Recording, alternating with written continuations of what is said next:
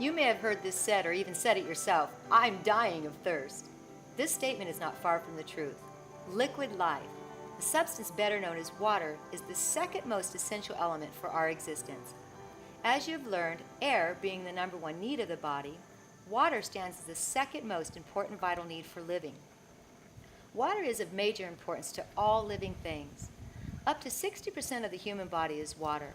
The brain is composed of 75% water, and the lungs are nearly 90% water. Lean muscle tissue contains about 75% water by weight, as is the brain. Body fat contains 10% water, and bone has 22% water. About 83% of even our blood is made of water. Water is important to the mechanics of the human body. The body cannot simply work without it, just as a car cannot run without gas and oil. In fact, all of the cell and organ functions made up in our entire anatomy and physiology depend on water for their functioning. If water is so important to us, let's talk about some of the things that water does for us. Water regulates body temperature. It moistens tissues such as those in the mouth, eyes, and nose. It lubricates joints, protects organs and tissues, and lessens the burdens on the kidney and the liver by flushing out our waste products. It also helps to prevent constipation. It helps to dissolve minerals and other nutrients to make them usable to our body. In addition, it carries nutrients and oxygen to our cells. Remember, all of the major systems in our body depend on water for them to function properly. Every day, you're losing water through your breath, perspiration, urine, and bowel movements. Now, I imagine water being like a beautiful river that flows throughout our entire body. A river that carries cells that are very specific in function. Cells like gondolas carrying oxygen, nutrients, building materials for health and for life.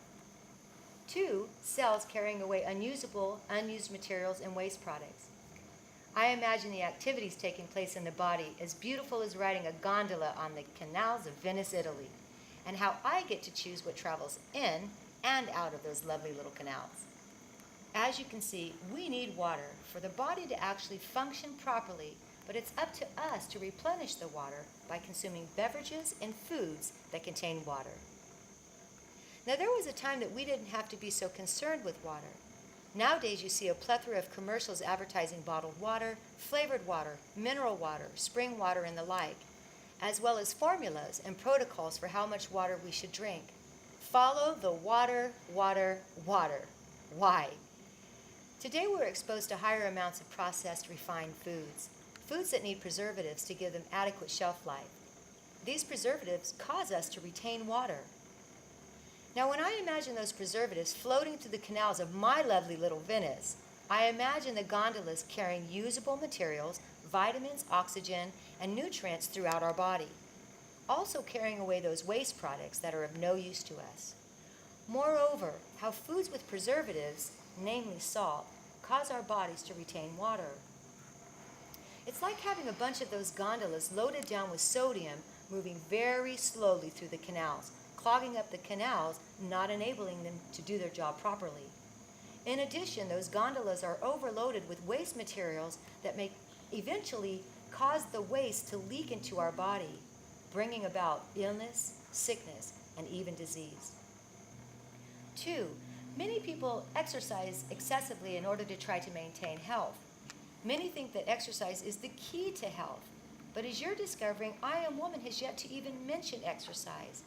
We now know that there are 2 major keys to health, one being air and second being water.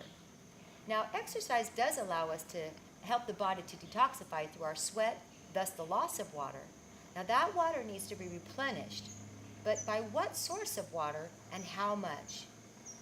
When drinking water, we want to go back to our simple equation, the nutrients minus toxins equals health. The purest form of water would be considered pure H2O, water without contaminants like toxic bacteria and chemicals. In our potable drinking water today, it's almost impossible to avoid toxins. As well as a plethora of different water resources available to us, are there an equal amount of filtration systems to remove those little critters that keep us away from our ultimate health. If contaminants being the toxin part of our health equation, we can naturally assume that water itself is the nutrient part of the equation, equaling health. So let's take a look at a water rule that we can use to ensure adequate water intake. You may need to modify your total water intake depending on how active you are, the climate that you live in, your health status, and if you're pregnant or breastfeeding. The formula, 8 glasses of water a day, works great for some people, but not for all of us. This water rule can be applied specifically to your body. Now let me share with you the water rule.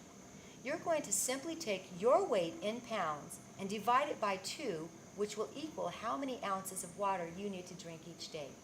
For example, take a 120-pound woman, divide her weight by 2, and you have 60 ounces of water a day. Keep in mind that this is total water intake, and there are many foods that are high in water concentration. To be safe, you should drink about 80% of this in pure water. So, using the example of our woman again, 80% of 60 ounces is 48 ounces, or 6 8-ounce glasses of water each day. Remember, there are a variety of factors that influence your water needs. Apart from the water rule, if you drink enough fluid so that you rarely feel thirsty and produce somewhere around 6 cups or more of colorless, slightly yellow urine a day, your fluid intake is probably adequate. So let's talk about a few ways that we can replenish the water that we are losing with the 7 how-tos of water. Number 1, drink on average 6 8-ounce glasses of water a day. Remember, follow the water rule. Number 2, drink fresh vegetable and fruit juices. Number 3, eat fresh vegetables and fruit every day. Number 4, replace your water that you've lost through exercise and natural excretion. Number 5, use a good water purification system and avoid water that has contaminants.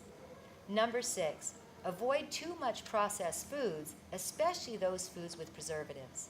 And number 7, avoid sodas, coffee, tea, and other liquids that are not primarily pure water.